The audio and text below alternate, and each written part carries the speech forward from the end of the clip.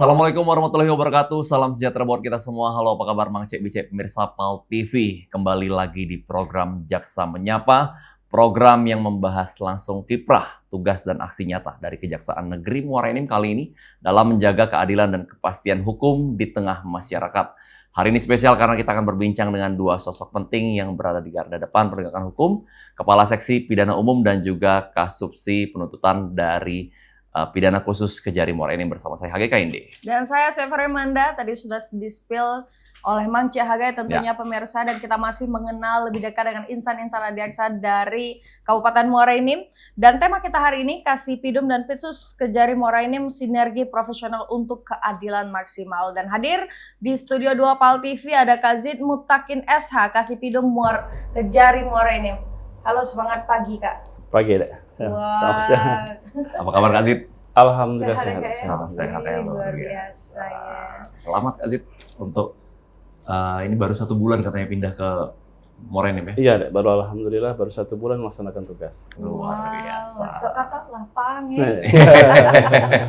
Nanti kita beralih ke sebelahnya, ini ada Kak Septian Anugrah Perkasa, Kasubsi Penuntutan di bidang Pitsus Kejari Muara Enim. Iya, benar. Wow, semangat pagi Kak. Semangat terus. Katian ya panggilannya ya?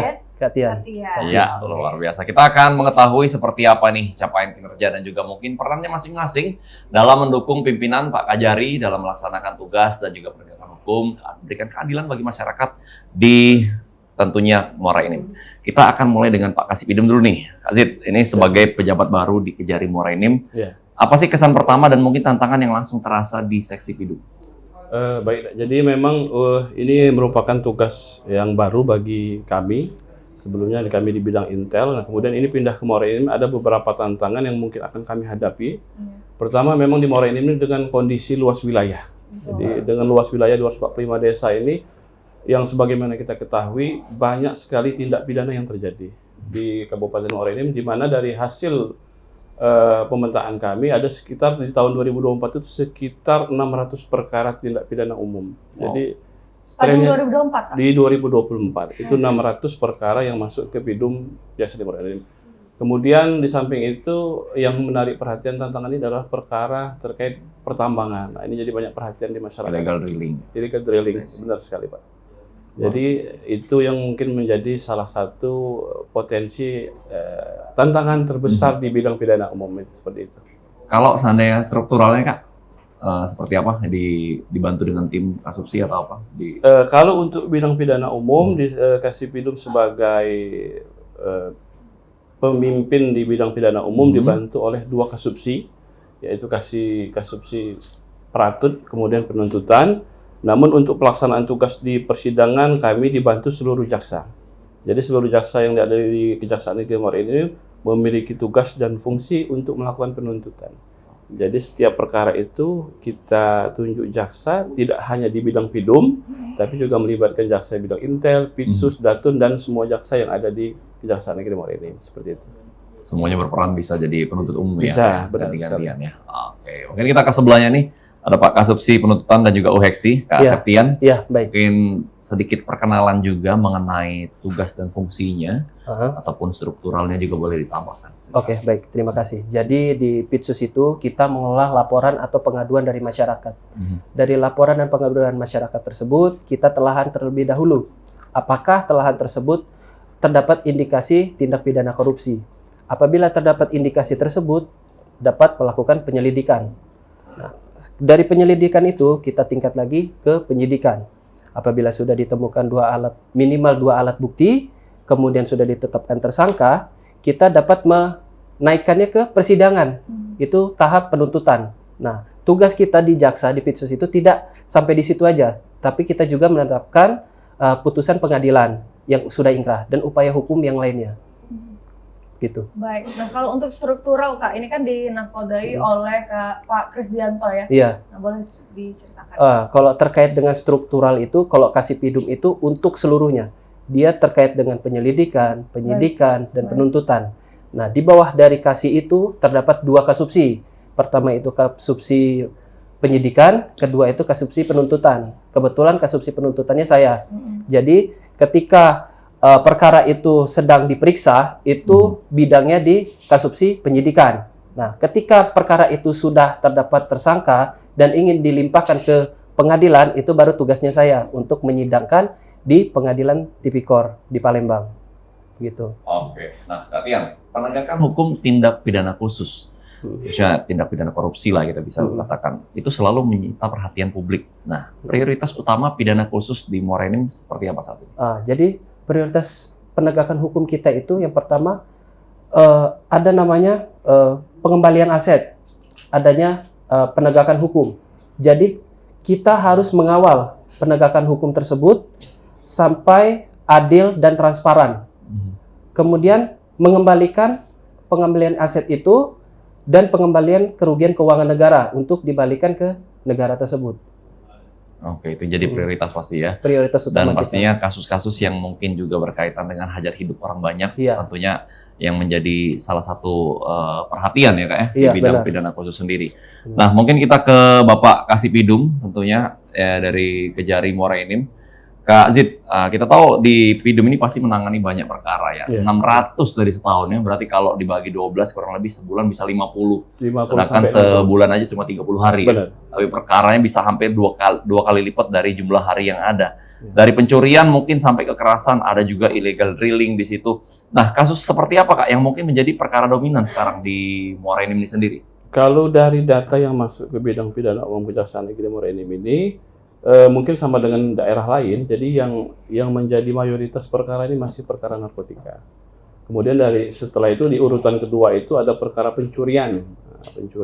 Namun yang sebagaimana mesti disampaikan bahwa untuk yang menarik perhatian di bidang Pidum Kejaksaan Negeri Muara Enim perkara illegal drilling tadi. Jadi ini sangat menarik perhatian karena baik penyidik maupun penuntut umum ini sedang gencar-gencarnya melakukan pencegahan dan pemberantasan illegal drilling ini. Jadi itulah beberapa kasus yang menjadi perhatian yang menduduki top 3 di wilayah hukum Kejaksaan Negeri Muara Enim.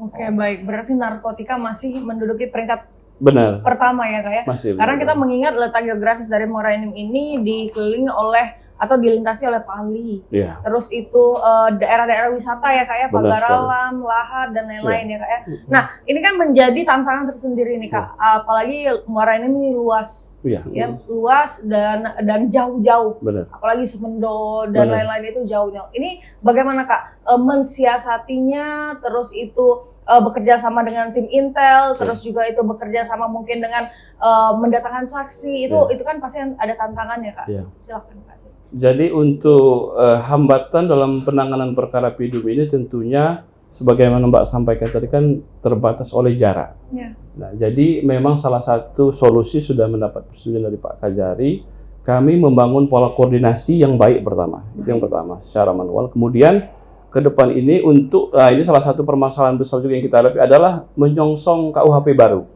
Jadi di tanggal 1 Januari 2026 ini akan berlakunya Undang-Undang Nomor 1 Tahun 2023 tentang KUHP baru.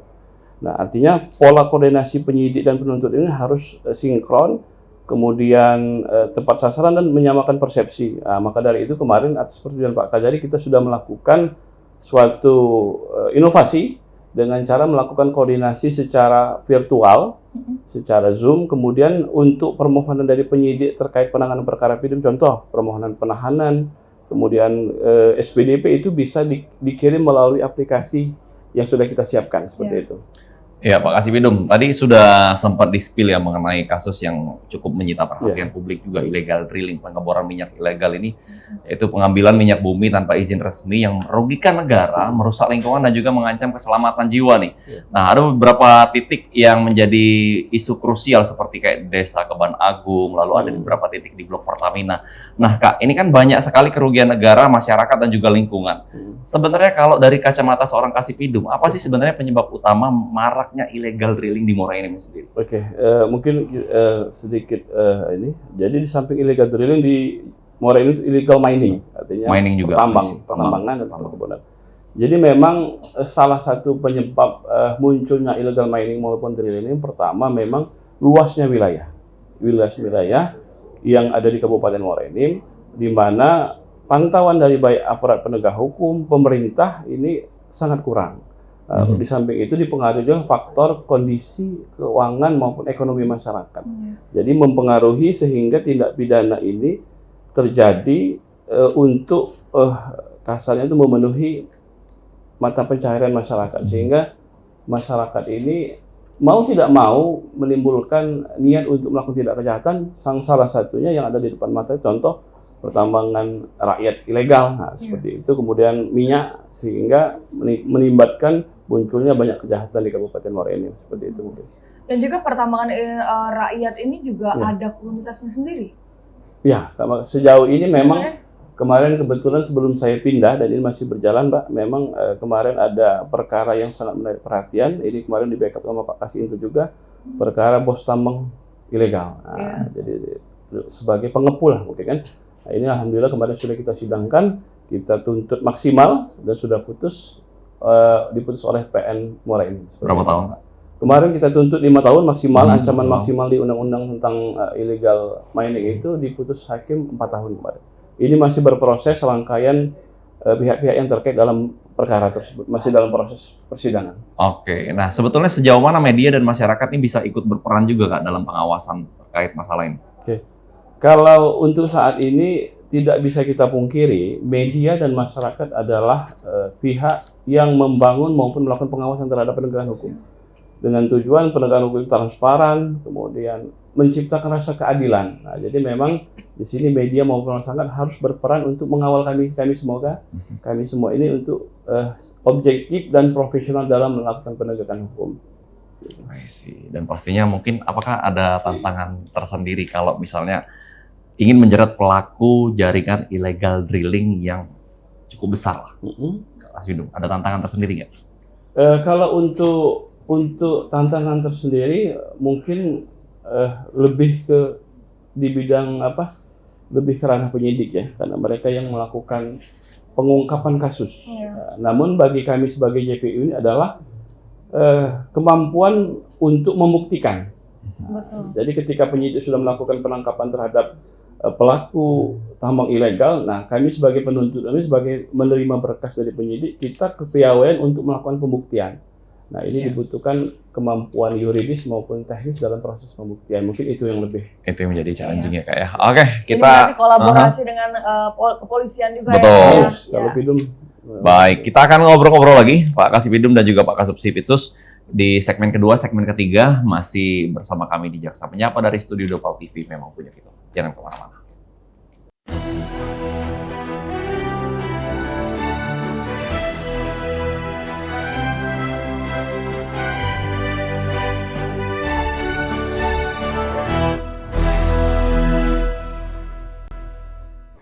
Baik pemirsa, tentunya Anda menyaksikan Jaksa Menyapa masih di rewangnya sama Caga dan juga BCAC. Jaksa Menyapa ini terus tidak bosan-bosan memberikan literasi edukasi terkait tentang hukum. Dan kali ini di episode ini kita sudah berada di segmen kedua pemirsa. Kita masih ngobrol bersama dengan Kasipidum Muara Enim dan juga Kasubsi Penuntutan di bidang Pitsus Kejari Muara Enim. Mungkin ke Kak Tian terlebih dahulu nih Kak Tian.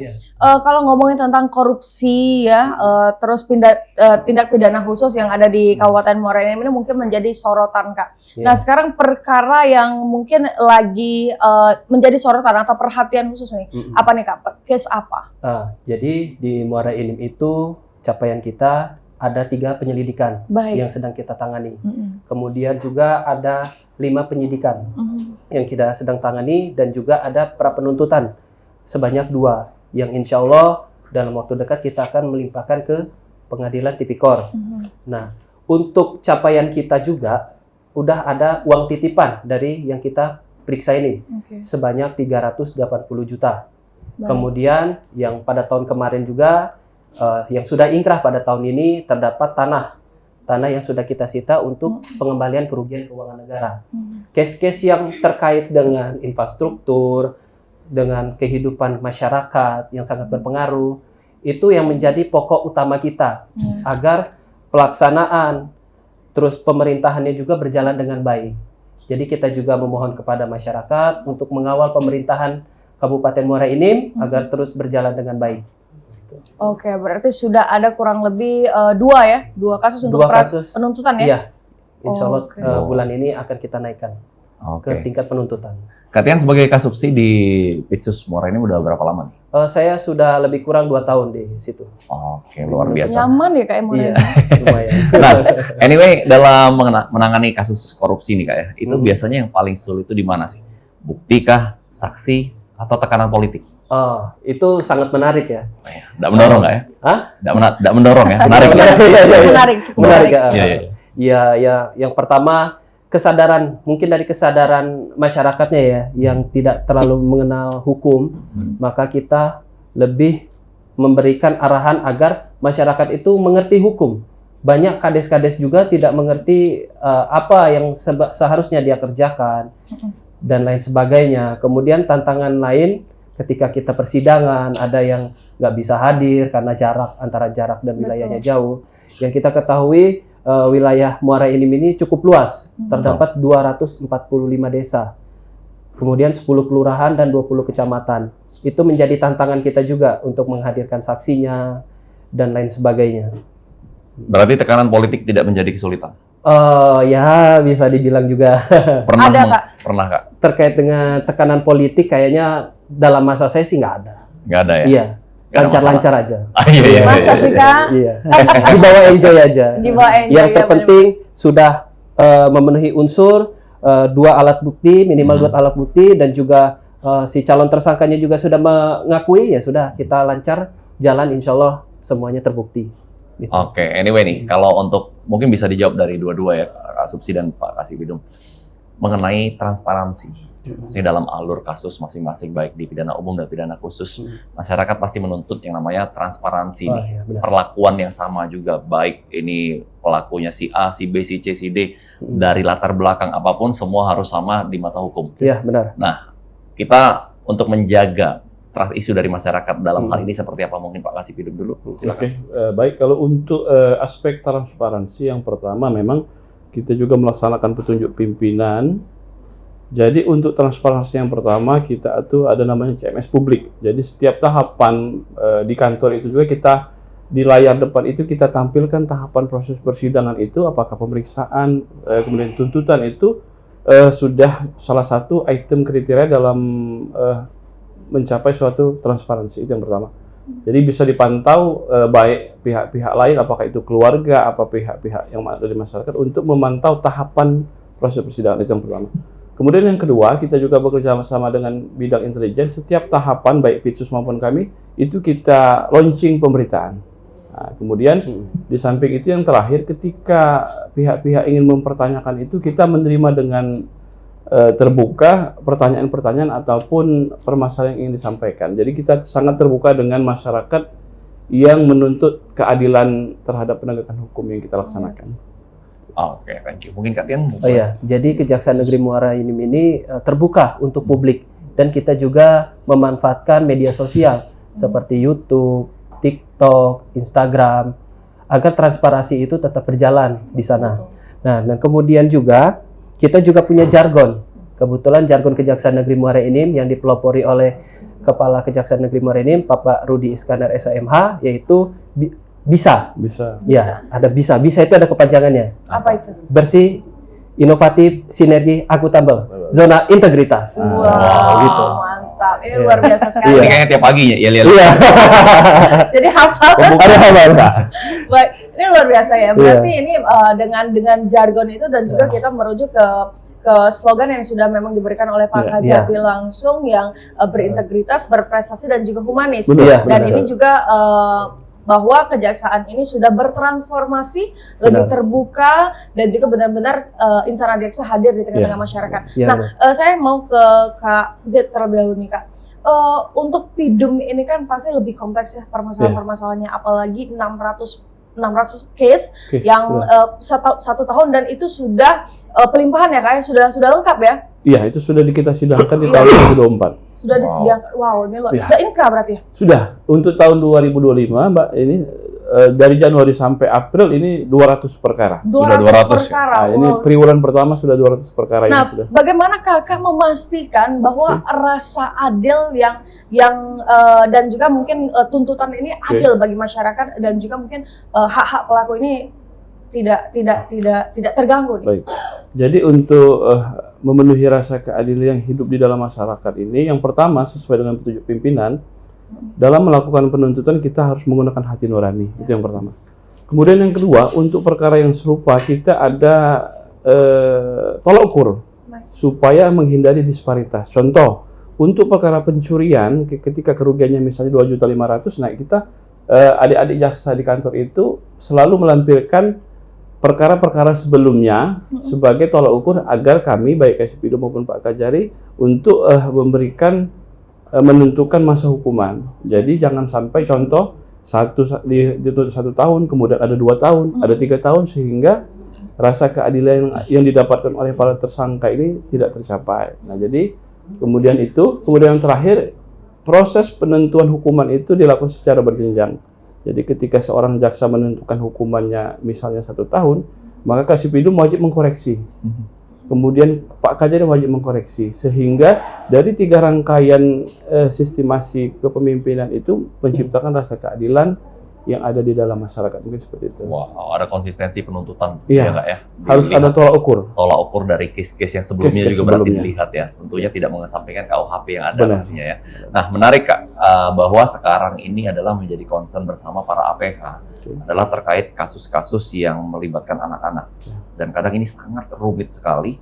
Nah, bagaimana pihak PIDU memastikan pendekatan yang adil tapi juga manusiawi untuk anak-anak ini? Kalau untuk perkara anak, di samping proses memang secara aturan memang sudah diatur secara khusus, ini kita teknis penanganan perkara pun dengan jaksa khusus. Jadi jaksa yang memang mengerti, kemudian lebih aware terhadap anak-anak. Jadi ini jaksa yang ditunjuk sebagai JPU dalam menangani perkara tidak bisa sembarangan. Jadi dia memang sudah mengetahui hak-hak anak tersebut, contoh dalam penerapan pasal, kemudian proses persidangan maupun penuntutan itu harus memahami undang-undang yang menjamin tentang hak anak tersebut. Sehingga anak yang harusnya menjadi masa depan bangsa itu masa depannya masih tetap terjaga. Jadi baik dari hukuman maupun pemidanaan harus mengedepankan rasa keadilan, seperti itu. Berdasarkan SPPA juga berarti. Iya, benar Nah, sekali. tapi kalau pelakunya si anak ini Kak, Pelakunya anak, pelakunya adalah anak di bawah umur oke. pastinya, dengan ya kita tahu di beberapa daerah sudah mulai banyak kasus yang lumayan dalam tanda kutip serem juga ya. Ya. Ada bahkan pencabulan, bahkan sampai ke pembunuhan nih. Ya. Namun pelakunya di bawah umur. Apakah mungkin ada pengalaman dari Kasipidum atau mungkin seperti apa pendekatan yang kira-kira akan dilakukan? Apakah memang masih jaksa yang humanis tadi untuk manusiawi, atau tetap mengedepankan keadilan juga nih Kak?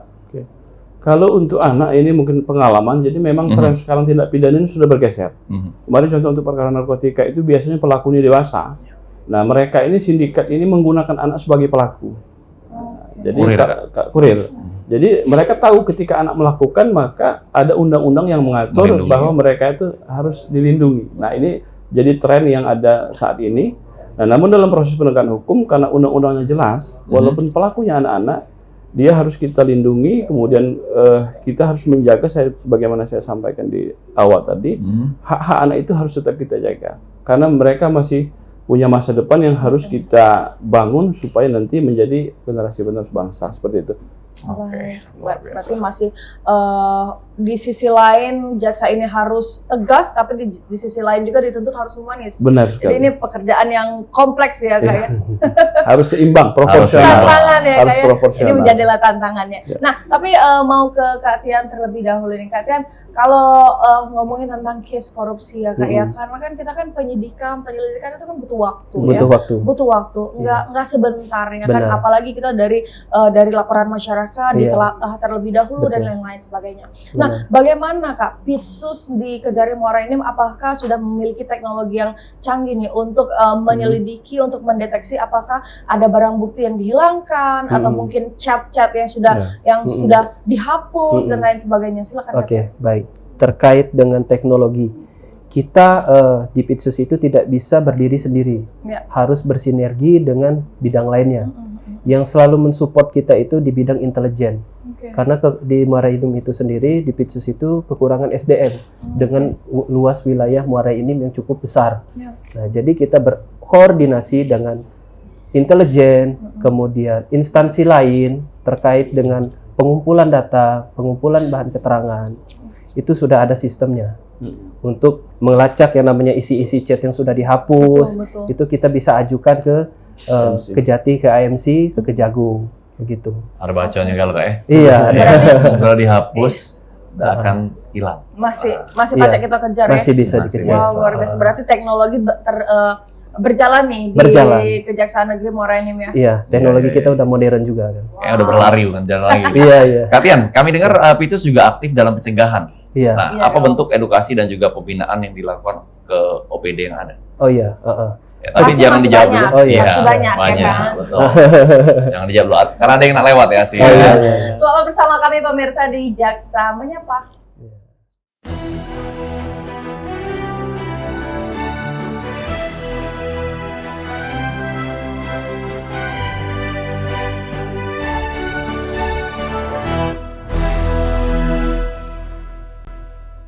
Ya, pemirsa, Anda masih menyaksikan Jaksa Menyapa bersama dengan Insan Adiaksa dari Muara Enim. Ada Bapak Kasipidum dan juga Bapak Kasubsi Pidana Khusus. Kita lanjut ngobrol, Kak Tian. Tadi pertanyaan yang sempat terjeda, mungkin boleh dijawab terkait dengan inisiasi pencegahan kepada OPD-OPD yang ada. Oke.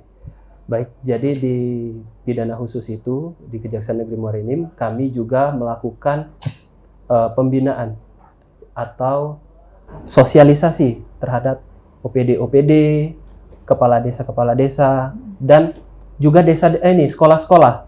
Itu kita bersinergi, berkolaborasi dengan bidang intelijen. Jadi kita ke desa-desa memberikan penyuluhan agar mengenali hukum dan jauhi hukuman, agar tidak terjadi yang namanya tindak kriminalisasi, tidak jadi tindak pidana korupsi, tidak terjadi kenakalan anak-anak yang marak sekarang ini. Nah, pencegahannya itu tadi kita transparan, aktif di media sosial, memberikan informasi, kemudian memberikan juga penyuluhan-penyuluhan hukum, ya untuk semua, untuk masyarakat juga, untuk lebih mengenal hukum. Berarti ke OPD aktif ya, Kak? Iya. Berikan warning lah ya, harusnya ya, kepada para pejabat ya. Nah, kalau misalnya dalam satu kasus tindak pidana korupsi nih, Kak Tian, dan pelaku ini mengaku bersalah dan mengembalikan lah kerugian negara, karena yang memang jadi concern Picus adalah penyelamatan uang negara kembali kan. Iya. Nah, sudah dikembalikan, apakah ini akan mempengaruhi putusan ataupun malah bisa membebaskan si pelaku? Seperti apa? Baik, jadi kita lihat terlebih dahulu kerugiannya itu berapa. Kemudian ada nggak PMH-nya di situ, perbuatan melawan hukumnya? Ada nggak niat dia itu memang untuk mengambil uang itu? Atau hanya sekedar maladministrasi? Nah, kalau misalnya maladministrasi kerugiannya tidak seberapa, kita ada kesepakatan dengan inspektorat. Jadi nanti inspektoratlah yang menagih untuk mengembalikan keuangan tersebut. Nah, kemudian apabila memang ada jelas PMH-nya, maka kita melakukan penyelidikan, kemudian ada tahapan penyidikan. Walaupun apabila si calon tersangkanya ini mengembalikan, itu ada juga namanya pas penuntutan nanti, adanya namanya subsidiar, uang pengganti. Nanti subsidiar itu bisa ditukar dengan hukuman atau uang yang sudah dia ambil, dan pembayaran denda juga.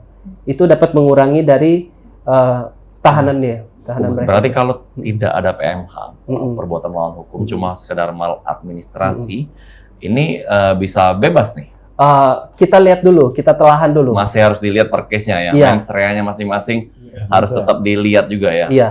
Nah, tapi berarti tidak ada yang namanya restoratif justice di bidang pidana khusus. Kalau untuk restoratif justice di pidana khusus itu tidak ada. Tidak ada. Hanya sekedar ya kita namanya klarifikasi dulu, wawancara dulu. Apakah benar terjadi sedemikian rupa? Apakah benar ada niat jahat dari dia? Ada PMH-nya. Nah, di situ kita telahan dulu. Pentingnya telahan itu. Apakah itu kasusnya perdata kah? Atau kasusnya pidana kah? Betul. Apakah ada indikasi dari tipikor itu sendiri? Ya karena biasanya kalau kasus korupsi itu tidak diperankan oleh satu orang ya Kak ya? Benar. Ya pasti Bram ya, Iya, beramai-ramai. beramai-ramai. Berjamaah. Iya. Berjamaah. Nah, ini luar biasa. Tadi kita sempat spill tentang restoratif justice. Kalau di Pitsus tidak ada restoratif justice. Nah, ini berlaku dan juga menjadi concern utama juga oleh Pak Kajat ini Kak. Restoratif justice Kak Zin. Silakan Kak. Mungkin baru 1 bulan, tapi restoratif justice ini harus kita kedepankan. Benar. Bagaimana tuh Pak? Kalau untuk di bidang pidum kejaksaan negeri Muara Enim, alhamdulillah sampai hari ini sudah ada 2 restoratif justice yang sudah kita capai. Nah ini untuk tahun ini kita akan berusaha memaksimalkan setidaknya 8 restoratif justice yang ingin kita restoratif justice dengan catatan tidak melanggar aturan dan syarat-syarat di dalam Perja 15/2020 itu tercapai. Jadi jika memang ada suatu perkara yang dapat kita damaikan, kemudian kita restoratif justice, maka itu akan kita kedepankan dalam penegakan hukum. Oke, RJ ya Kak ya. Siap. Tentunya dengan berbagai syarat yang harus dipenuhi. Benar. Nah, Pak Kasipidum, kita dalam proses hukum pastinya seringkali korban ataupun saksi ini mengalami trauma, Kak.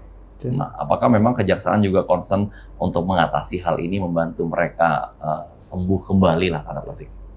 Kalau untuk secara penegakan hukum, saya juga menyampaikan kepada kawan-kawan jaksa yang langsung turun di lapangan menyidangkan perkara, kita dalam penegakan hukum itu harus di samping humanis, kalau bahasa preman itu kita harus merangkul. Jadi jangan sampai korban maupun saksi yang dalam perkara itu menjadi trauma, karena harus kita akui masyarakat yang jadi saksi ataupun korban ini jarang bersentuhan dengan hukum. Jadi mereka sangat takut. Nah, maka di situ saya menghimbau kepada rekan-rekan jaksa untuk secara humanis mendekati, contoh nih untuk kita mengundang para saksi itu kita gunakan pendekatan. Banyak kalau era lama itu pendekatan hukum itu kan kalau sidang itu dimarah-marah, Betul. dibentak. Nah ini sudah harus kita pola lama harus kita tinggalkan. Mereka ini sebenarnya tidak mau tersangkut masalah hukum, jadi harus kita ajak supaya mereka tidak takut ketika bersentuh dengan hukum. Begitu. Oh, jadi pendekatannya yang diubah kayak Pendekatan. supaya jangan sampai trauma nih ya, Ya. ketika berurusan dengan hukum. Karena ya saksi-saksi kita tahu kadang ya untuk mereka mau jadi saksi aja nggak Benar mudah. sekali, Mas. Betul ya Kak? Ya? Oke. Luar biasa ini ya, jadi jaksa juga peduli nih Asi. Iya dong, harus peduli dong. Karena memang benar-benar jasa ini sudah bertransformasi, yang memang benar-benar hadir untuk masyarakat gitu ya Kak. Nah kita sempat mungkin mention terkait dengan mall pelayanan hukum, Kak. Nah ini kan ada jadwal-jadwalnya ya untuk mengisi. Apakah di Pitsus dan juga Pidum ini juga berkolaborasi untuk mall pelayanan hukum ini? Kalau untuk mall pelayanan hukum mungkin lebih di bidang intel, namun kalau untuk kami di bidang Pidum, salah satu inovasi yang langsung bersentuhan dengan masyarakat adalah tilang drive-thru. Tilang drive-thru. Jadi tilang drive-thru di Kejaksaan Muara Enim ini pelanggar tilang ini dia kalau seharusnya dia datang, kemudian nunggu lama, ini nggak harus turun dari motor. Jadi datang ke kejaksaan, bukti tilang diperlihatkan, langsung kita berikan bukti tilang, dia langsung berangkat, langsung melakukan pembayaran. Jadi cepat, tepat, sederhana dan murah. Gitu. Jadi kita berikan pelayanan terbaik di bidang Pidum ya. Untuk Pitsus bukan ada juga program inovasi yang lain seperti itu. Luar biasa ya. Jadi satset ya Kak ya, drive-thru ya. Harus satset sekarang. Pakai QRIS tinggal scan aja ya. Cuman satu yang nggak bisa di situ. Apa? French fries. French Dan fries juga- satu Kak. Dan juga harus ada duit ya. Pakai letter bayarnya kita ya Kak ya. Aduh. Mungkin kita ke Kak Tian nih. Kak Tian, tentunya ada sinergi pastinya yang dilakukan dengan APH lain, dengan seperti BPK, kepolisian, inspektorat. Nah, ini seperti apa yang sudah berjalan? Oke, jadi kita memang harus memiliki sinergisitas ya dengan pihak-pihak lain, tidak hanya di internal kita seperti intelijen, tapi juga internal dari instansi lain seperti BPK. BPK itu lebih ke pelacakan aset, aset-aset yang sudah kita tangani, misalnya kita sudah melakukan penyidikan, penuntutan, kita tanyakan kepada BPN itu, apakah si terpidana ini memiliki aset tanah, berupa tanah. Nah, kemudian dari kepolisian juga, kita meminta pendampingan untuk mengawal kita dalam melakukan penggeledahan, misalnya kayak seperti itu. Dan juga inspektorat juga kita sudah ada kerjasama bahwa apabila maladministrasi kita limpahkan dulu ke inspektorat untuk diperiksa secara keseluruhan dan ada pengembalian, misalnya ada kesalahan dalam administrasi, ada pengembalian dalam jangka waktu 60 hari. Apabila tidak bisa ditangani baru dilimpahkan lagi ke kejaksaan. Begitu. Oke, luar biasa. Berarti sinergi sudah berjalan begitu solid pastinya Kak ya? Iya, benar. Dengan berbagai pihak. Nah, mungkin ada satu pesan dari bagian pidana khusus ini Pak Kasubsi untuk para pejabat publik agar tetap transparan dan juga menjauhi tindak pidana khusus. Iya. Silakan. Banyak Iya, jadi benar ya. Jadi keadilan itu bukan hanya tentang hukum, tetapi keadilan itu berdasarkan hati nurani juga, begitu. Sepakat. Jadi keadilan bukan hanya tentang hukum, tapi tentang hati nurani. Hati nurani. Wow, luar biasa. Karena adil belum tentu setara. Benar. Iya nggak Kak? Nah, itu dari kasih Kasubsi Pitsus ya. Kayak tahun depan mau jadi kasih Pitsus Amin, juga. Amin ya Kak. amin. Jangan lupa traktirannya Kak. Nah, kalau kita ke Kak Zid nih Kak, harapan Pak Kasih Pidum untuk masyarakat Muara Enim agar mungkin tidak hanya taat hukum tapi juga sadar hukum. Oke, kalau untuk dari banyaknya perkara ini harapan kami dengan banyaknya perkara pidana yang masuk itu tentunya itu adalah merupakan suatu kemunduran. Jadi kalau bisa memang di tahun ini maupun tahun ke depan itu perkara ini lebih sedikit sehingga tindak pidana yang ada di Kejaksaan Negeri Muara Enim maupun di Polres Muara Enim itu berkurang. Jadi mari kita bersama-sama untuk menghindari tindak pidana sehingga tidak bermasalah dengan hukum. Jadi harapan kami tindak pidana yang terjadi itu menurun. Menurun ya Kak ya. Dari 600 yang tahun lalu kita harapkan tahun ini akan lebih rendah pastinya, ya, karena kesadaran akan hukum lebih meningkat. Oke. Amin. Nah, boleh satu pertanyaan terakhir Dua Kak? juga boleh. Izin ya Kak. Ini Kak, di 2026 kan akan ada pergantian KUHP ya? Iya, Nah. pemberlakuan Undang-Undang 1 2023. Oke, itu bagaimana Kak untuk perubahan-perubahan itu mungkin perubahan hukum dan juga mungkin ada hukum adat istiadat juga yang harus kita jaga dan lain-lain itu bagaimana tuh Kak? Jadi untuk Undang-Undang 1 2023 ini memang ada beberapa permasalahan yang menjadi tantangan bersama. Contoh salah satunya bahwa di dalam undang-undang terbaru itu tidak hanya undang-undang yang ada berlaku positif, namun tindak pidana yang ada di dalam masyarakat itu bisa kita pidana. Jadi dia lebih mengedepankan aturan-aturan yang hidup di dalam masyarakat, itu yang pertama.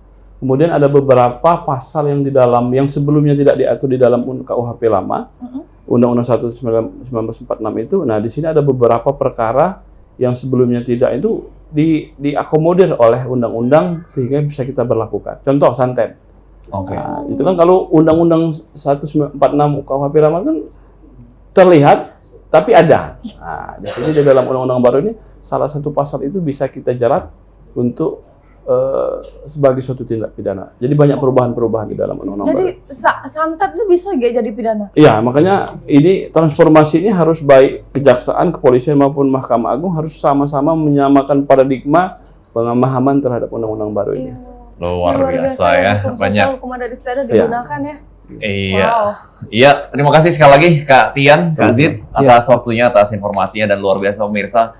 Dari perkara kriminal yang terjadi di sekitar kita hingga kasus-kasus korupsi yang merugikan negara, semua ditangani dengan serius oleh tim Kejaksaan Negeri Muara Enim. Sekali lagi terima kasih untuk Bapak Zid Mutakin dan juga Bapak Tian atas waktunya hari ini. Semoga penjelasan beliau dapat membuat kita semua lebih sadar hukum dan menghargai proses keadilan.